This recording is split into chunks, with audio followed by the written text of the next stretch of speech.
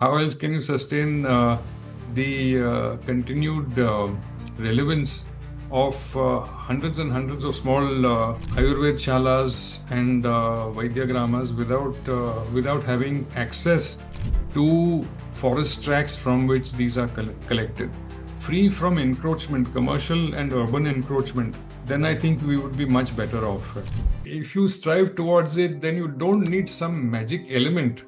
It is the distancing from this principle, especially amongst urban people. These are people who are highly skilled, highly evolved in the way that they were able to observe the natural world and read the signs and symbols.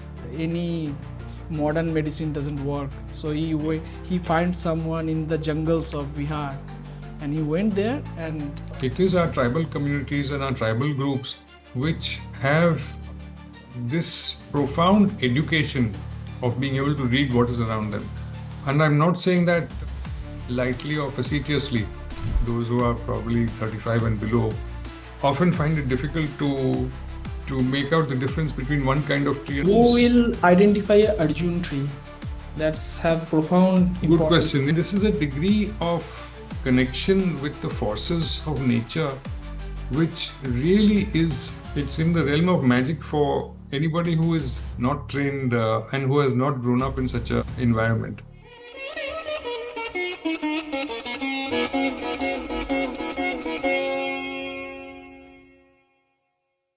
Namaste.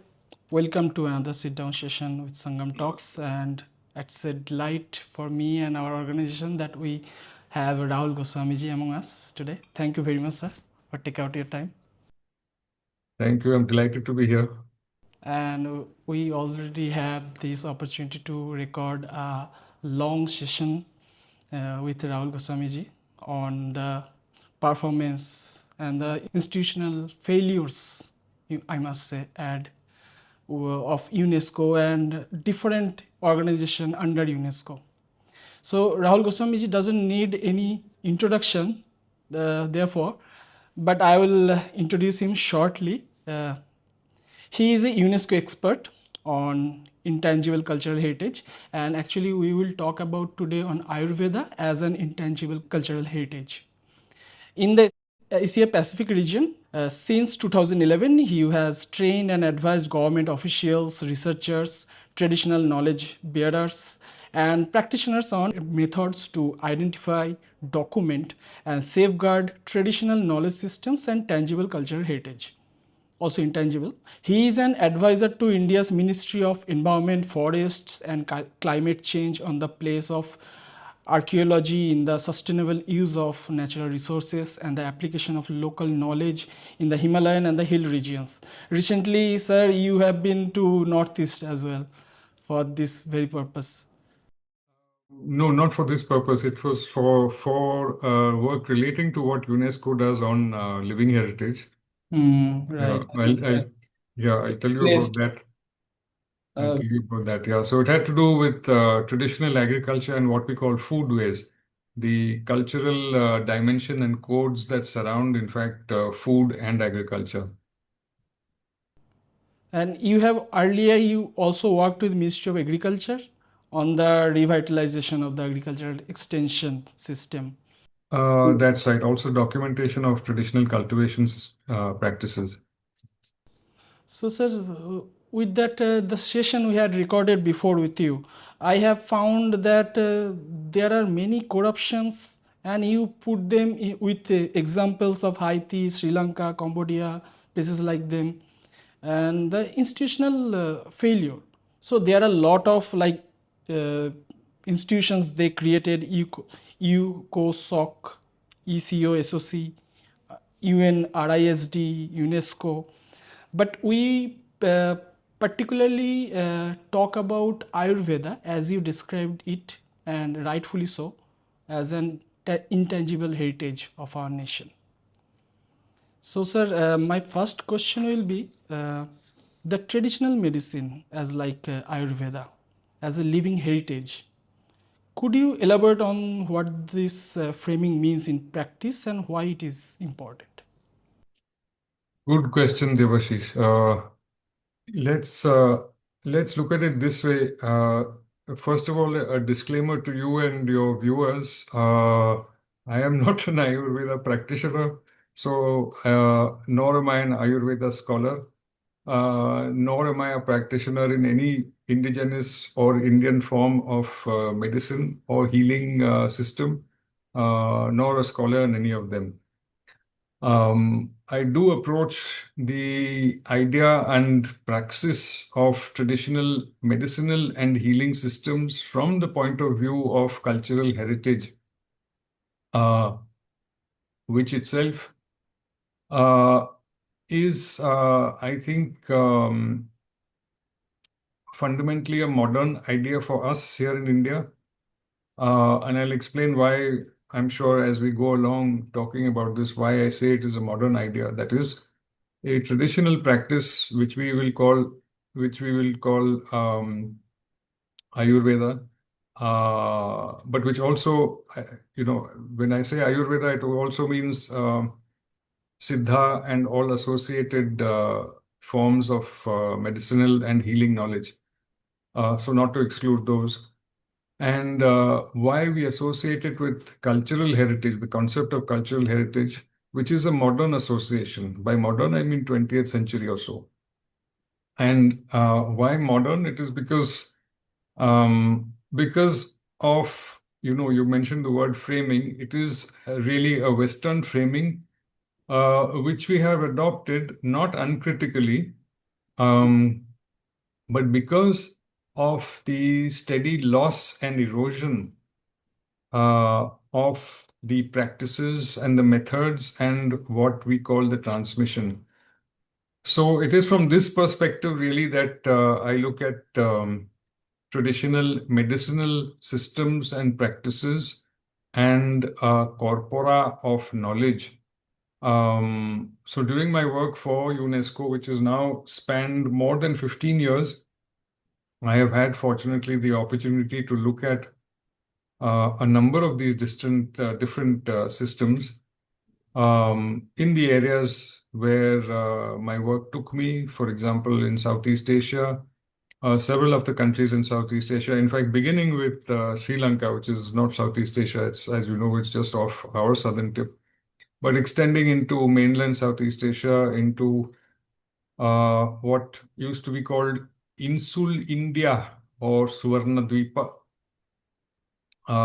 which means literally from the tip of Singhapuram, which is Singapore, all the way to what is modern day Papua and New Guinea. And then, of course, East Asia, Central Asia, which has a lot to tell us about the proto roots of what we then understood in later years or later eras as Ayurveda. And more recently, the Eastern African region, which uh,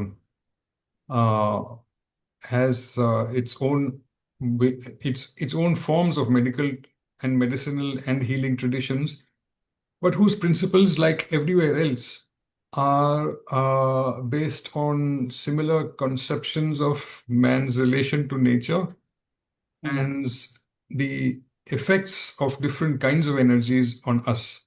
And I'll tell you about how I see that a little bit later. So, yes, the cultural heritage part of it, why should we call it cultural heritage in the first place? Because a medicinal system or a system of maintaining health and well-being, which is another concept that has recently come into vogue because people like to use the word well-being rather than only health, which means um, it somehow signals a more active participation rather than being a passive recipient of some curative compounds, which I quite agree with. In fact, I think the Ayurvedic approach of maintaining your balances between the Tridosha is in fact a signifier of the well-being approach. You have to work at it and you have to be mindful about it. But the point I want to make really is that this is one amongst the several common elements that I've seen in medicinal traditions, spanning literally from the edge of the Pacific until well beyond the shores of the Indian Ocean and the edge of the Mediterranean, not to mention the Central Asian region around the Caspian Sea. So, great number of commonalities. And this is something that I think the community or communities or sangha of Ayurvedic practitioners, and especially our Vaidyas, I think it'd be very nice if they were more cognizant of this and spent a little more time to think about this and perhaps interact with those people's, in a more cordial way, where these kind of ideas about history and the cultural codes could be exchanged. So, a long answer, I suppose, to what was your question. But I mean, I can't avoid these long answers. I have to explain why we call Ayurveda and why we call traditional medicinal systems cultural heritage. Sure, sir.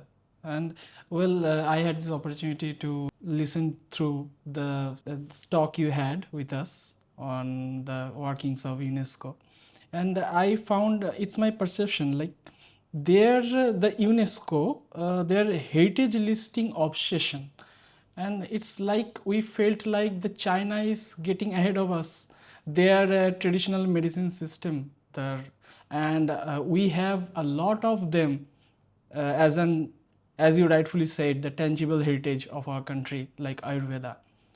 So yeah, how does the connection between traditional medicine knowledge and natural environment shape the way the system function today? It's an inseparable connection. It is a foundation, and that is something that I think has worried me and people like me for quite a long time. How best to illustrate that? I could illustrate that, in fact, in several ways. Uh, let's look at where I live, where I'm based, which is what we would ordinarily have called the Madhya Konkan Pranta, which also happens to have a name like Goa, uh, which means that, in fact, from the village that I am in, the Ghats, or let's say the foothills of the Ghats, are not all that distant.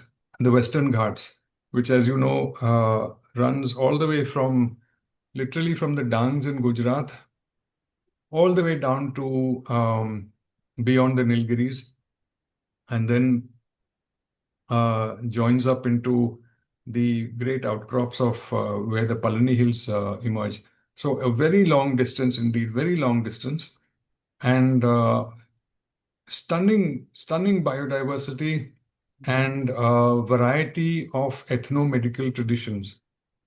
And so from where we are, that is where we live, it is literally half an hour's drive before you enter this zone where there is these dense forests rising up to, in some cases, 3,500 feet. And this is one reason why, even though looking at the first great expansion of the urban region that became Bombay, that is Bombay Presidency with its headquarters in Bombay City, as it was known. Today it is Mumbai, but those days it was Bombay. So the industrial hinterland of Bombay as a city extended well into the foothills of the nearby Western Ghats in that region, and in fact all the way down to um, the start of Ratnagiri district. And yet, the point is, yet in the 1910s and 1920s, this was also an area which had Ayurveda Chikitsalayas, which naturally were established there several hundred years earlier because of the profusion of botanical biodiversity relevant to Ayurvedic needs, which was readily available in the Western Ghats immediately adjoining.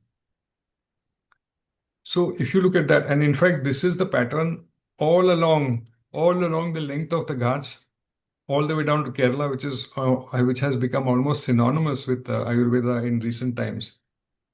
So for exactly this reason.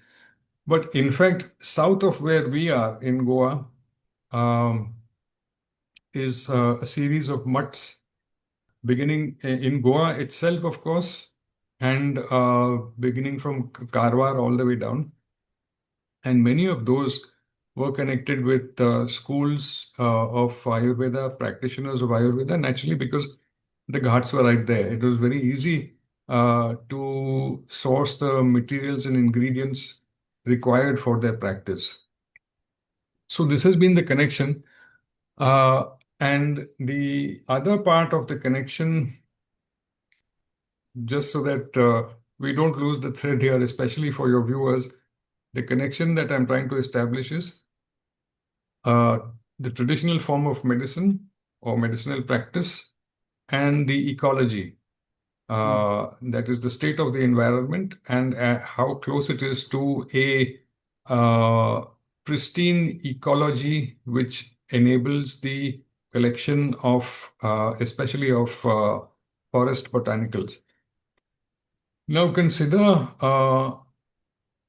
let us say, Bengal in the late 19th century, which, as you know, is the old undivided Bengal, part of the Bengal presidency with its headquarters in Calcutta.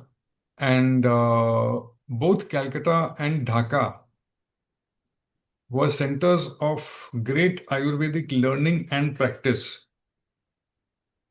And in fact, these were so profuse and so vibrant at that time, even until I would say probably again the 1920s or so, that the branches, departments, emporia, as we call them, where Ayurvedic goods could be sold, were to be found all the way up into the middle basin of the Ganga. And you know, during you mentioned me as having been associated with an agriculture-related project. In fact, that was ICR. So at that time, our headquarters for most of that project period was IIT Kanpur. And so we would, from time to time, when I used to be there for a spell, from time to time, we would go into the city and go into the main market area. And in fact, there also, there was still extant at that time the old dispensaries. I think there was a KC Sen. Now, KC Sen was one of those Calcutta-based Vaidya Ratnams who, together with a few others, had pioneered the provision of healing materials. So let us say, you know, the gulikas, the kashayams, etc. But in what at that time, so 110, 20 years ago or so, was revolutionary packaging, which meant small brown bottles and so on.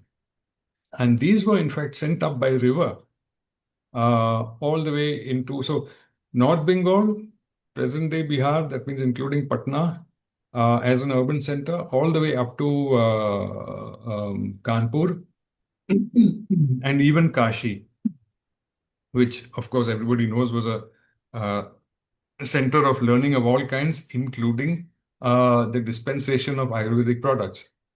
So, in a way, this was the reach of the great Ayurveda physicians of Bengal from the late 19th century, even until the rise and the eventual domination of the Western system in the Bengal presidency, which then became, of course, West Bengal. So the question is, how and why did this happen? Where Dhaka and Sylhet are concerned, Sylhet as well, to a lesser degree than Dhaka, Dhaka to a lesser degree Yes. than Calcutta. Why and how this happened is in fact easy to divine from the point of view of the original question, which is what has the ecology and what has the environment to do with it?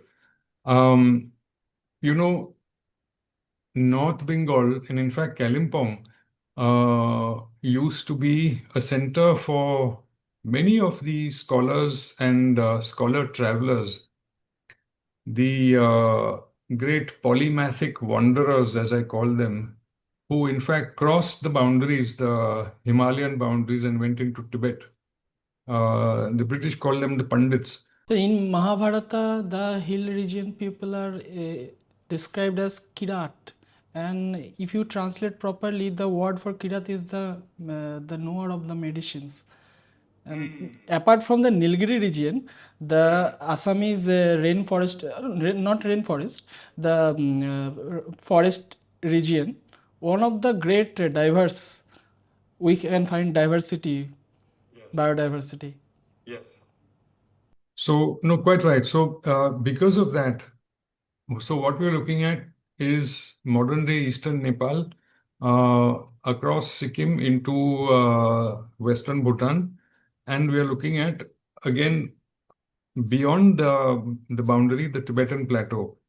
But the Tibetan Plateau is a completely different geography. So, in fact, what we're looking at is the foothills of those particular areas. So, between the Terai and the uh, 8, 9, 10,000 foot region, that zone, where many of the botanicals that wouldn't otherwise be available.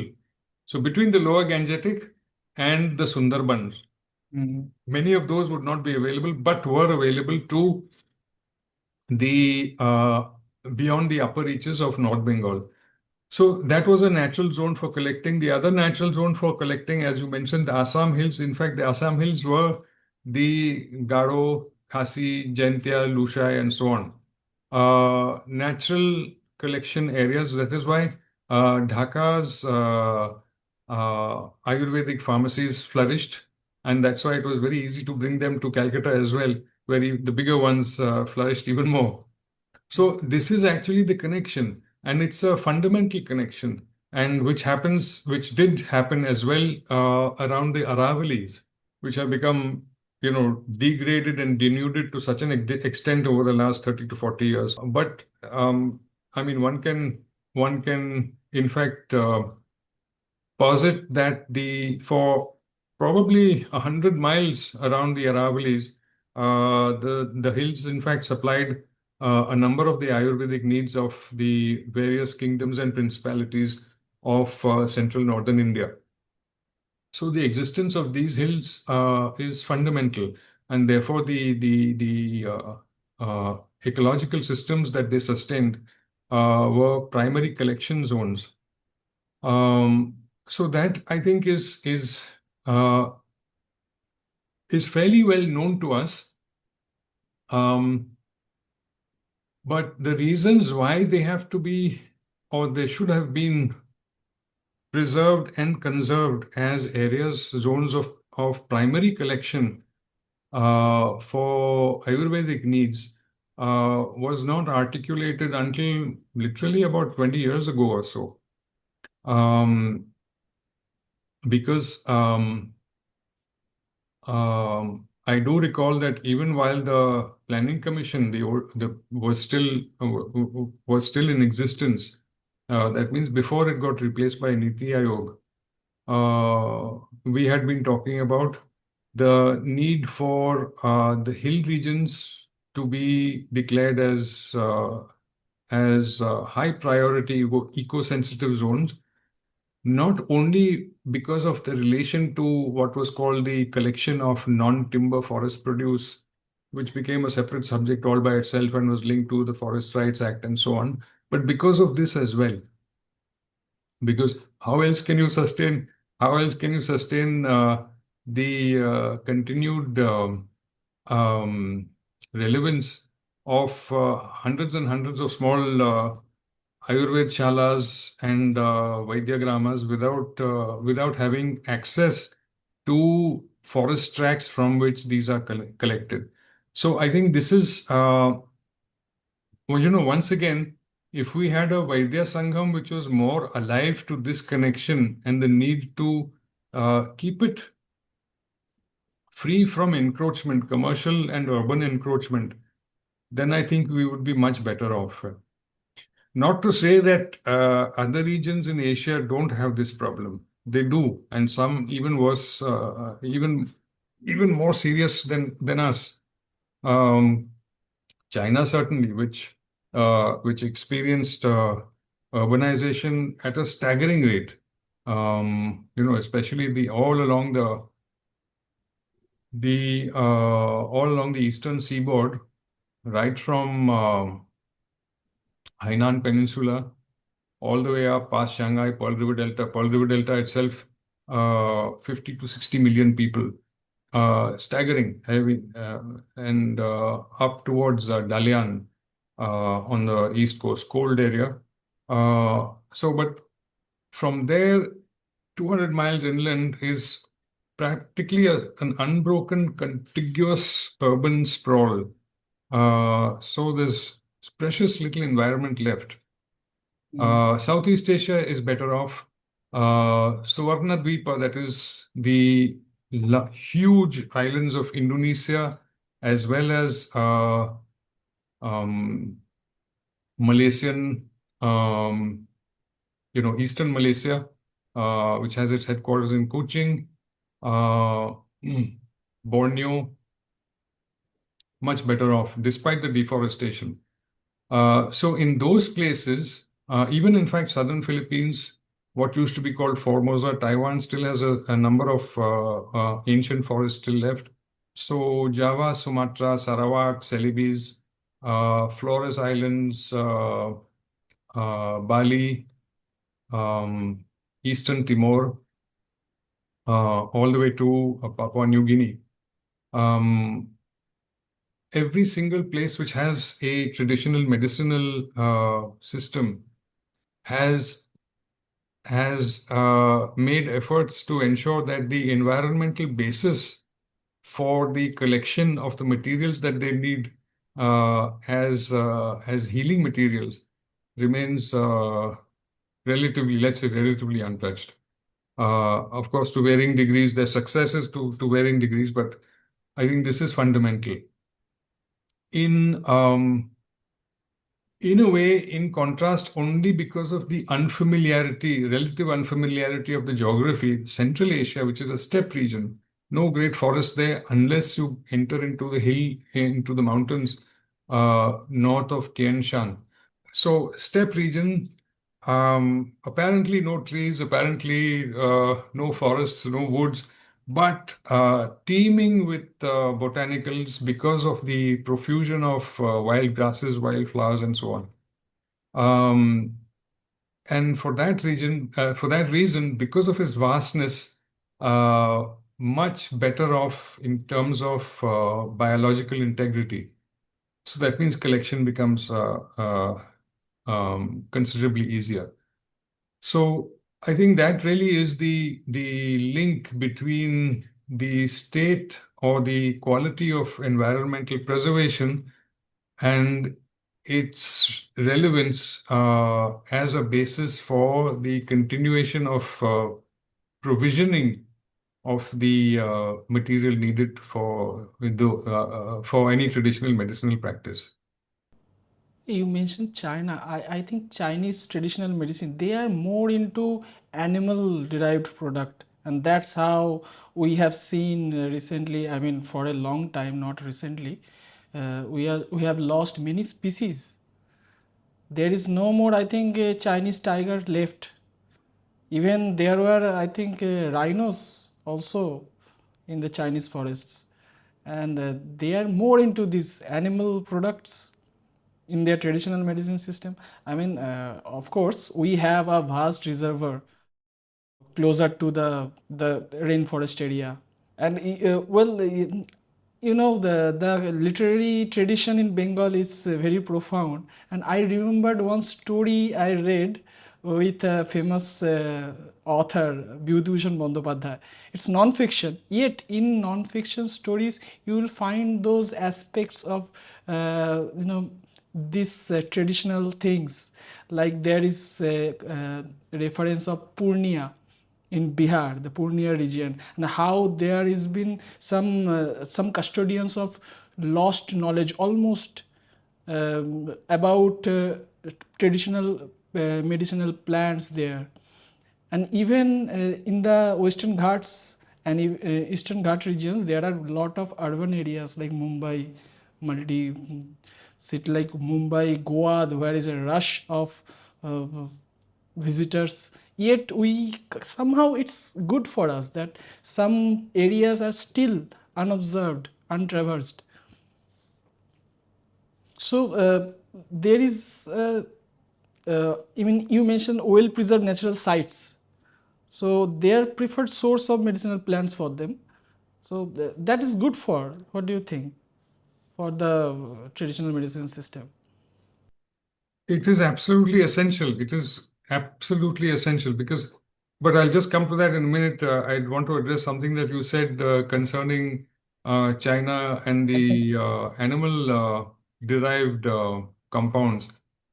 You know what happened in China and some other parts of the world as well is that the I mean, one has to call it, this is a peculiar term to use in any traditional medicine, which is demand. You know, in fact, there should never be such a thing because, you know, as we said at the start, talking about well-being and the unobtainable, but the required striving towards the balance of the Tridosha. Unobtainable because it's an ideal for most humans, but you have to strive towards it. So if you strive towards it, then you don't need some magic element to give you, you know, a dose of magic medicine. But it is the distancing from this principle, especially amongst urban people, as much in China as it is here or anywhere else, which then led to the demand for these exotic animal-derived compounds and substances. For example, you know, some body part of the tiger, some body part of the bear, the brown bear, the black bear, and all, and so on. And we are also affected by this thing. Mhm. The poaching, the, you know, Exactly, and this is what has in Assam, in Kaziranga yes, National yes, Park. yes. So the horn of the rhino is supposed to, in a number of cultures, is supposed to, but you know, in let's say at an earlier remove, let's say half a million, millennium, or even more earlier, uh, it wasn't a simple matter to go after a rhino to get its horn. Mhm. You had to Yeah, be contact. a warrior of some repute and some strength and a particular kind of foolhardiness, I would say. But nowadays, I mean, that has given over to poaching gangs, which simply shoot these terrific beasts down, and it is really untrammeled and totally unregulated and senseless urban demand, as you put it, for these particular kinds of substances derived from animals, which has led to this. So, you know, so I would say that just exercise caution when saying that a particular medicinal system also includes animal parts. Yes, it does, but only in extreme cases and for very particular kinds of afflictions. In fact, our texts also make use of animal-derived compounds, but but you are not supposed to reach a stage where there's a demand for them. You know that really is the point. So this is what I think has led to this atrocious decline of wildlife in East Asia. Sir, you now we come to, if you can explain the historical connection between in this vast region of Southeast Asia, our Indian subcontinent, Central Asia, Tibet, Mongolia. Yes, let's, you know, as I said, my opening disclaimer or nearly opening disclaimer to you was that I'm not a scholar of Ayurveda or any other kind of medicinal practice, whether in India or any tradition anywhere else in Asia. But I do approach it from the point of view of cultural heritage and the transference of heritage and cultural codes and the importances attached to what is transferred. That is something that is central to the work that I do. on traditional knowledge systems and also on intangible cultural heritage. Transference. That means how does meaning move? How does significance move?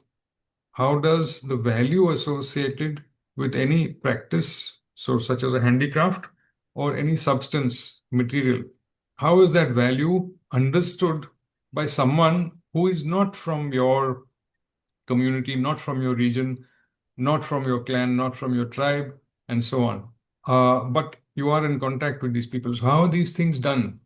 And this is something that is and remains mostly a gray area in most kind of scholarly or academic inquiry into this particular phenomenon being fundamental,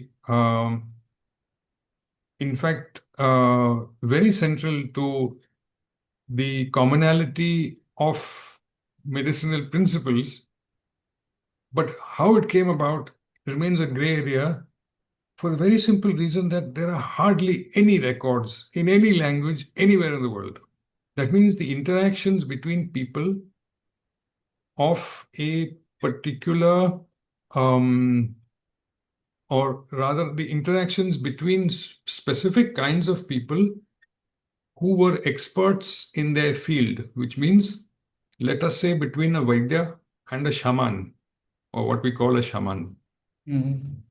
How could this have happened? This could have happened anywhere along an enormous geographical swath.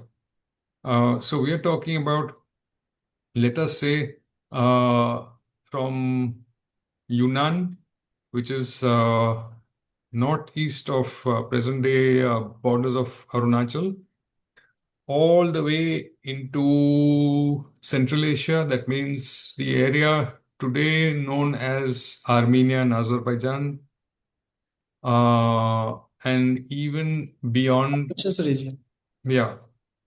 Why? Because the great arc of the Central Asian steppes was where the medicinal traditions and healing traditions were practiced by those who today are given the term shaman, which is not a term that we normally use.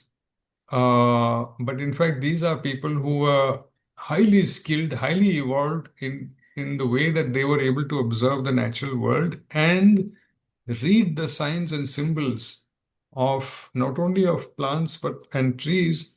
No, also the tribes of India, if I may add. I mean, I mentioned that story. There is another story. It's a, I mean, it bring the idea that the tribals, they didn't document anything. They are like a oral tradition. They know the knowledge through generation to generation. They have vast knowledge. There's the protagonist who is ill for a long time and doesn't any modern medicine doesn't work, so he finds someone in the jungles of Bihar and he went there, and there is a interesting story about it. It's but that apart, he found the cure there. No, that's absolutely spot on, Debashish, because it is our tribal communities and our tribal groups which have this profound education of being able to read what is around them. And I'm not saying that lightly or facetiously, because today, if you look at it with the bulk of our population, or certainly the majority, if not the bulk yet, the majority of our population lives in towns and cities and urban areas. I mean, I've stopped being surprised. I think that young people, and by young people I mean those who are probably 35 and below, uh, often find it difficult to make out the difference between one kind of tree and another kind of tree. If it has a trunk and some green leaves on top, such a tree. So so this is generally the condition of let's say botanical literacy, which the Who tribals. will identify a Arjun tree? That's have profound Good importance. question, yeah. Or even trees that are endogenous to the area in which you are living, which have medicinal properties of some kind or the other, or whose fruits or bark or whose sap is used for something or the other can, how many Bengali youngsters can identify the Palash, for example? I don't know. Uh, Yes, sure. but you were saying about the tribal groups. They still have this. Thank God for that. They still have this innate ability to be able to read the environment around them and understand what those signs are telling them. And so the earlier point that I was making is that these personages uh, to whom modern day and the English language, although it's not an English word, shaman is in fact representative of this kind of a milieu uh, where the ability to read nature is at such a sophisticated level that it seems almost as if it is magic. Hmm. And Uh, that's why we misunderstood them only about voodoo thing. correct, correct, correct. So, from, I mean, and I have seen this in some cases, especially in Central Asia, that from the by listening to the cry of a stork or of a large bird, they are able to judge what that bird has found, whether it is a fresh source of water, whether it is a new roosting place in the forest. And those powers of observation and the training of one's senses, this ability to read the signs of nature and tune their senses to such a high pitch where, as I was saying, I have seen this myself where these shaman is able to tell you what the bird has found, a large bird like a stork has found based on the cry of the bird, whether it has found fresh water, whether it has found a roosting place in the forest, whether it is signaling something about its usual diet. And this, to the shaman, what the bird has found is not of um, that much importance as to the relevance of that bird's finding to the shaman's own quest for looking for materials with which to carry out his profession. And this is a degree of connection with the forces of nature, which really is, it it's in the realm of magic for anybody who is not trained and who has not grown up in such an environment. And that is why they had, if you look at it that way, they had lives which were, fundamentally what we would call brahmachari, Hmm. extremely frugal, solitary, completely in communion with the forces of nature and what has been uh, dumbed down as being the spirit world, Hmm. because they were personages who were able to receive these communications. And that is why they were so venerated and revered and sought after as healers, precisely for this reason.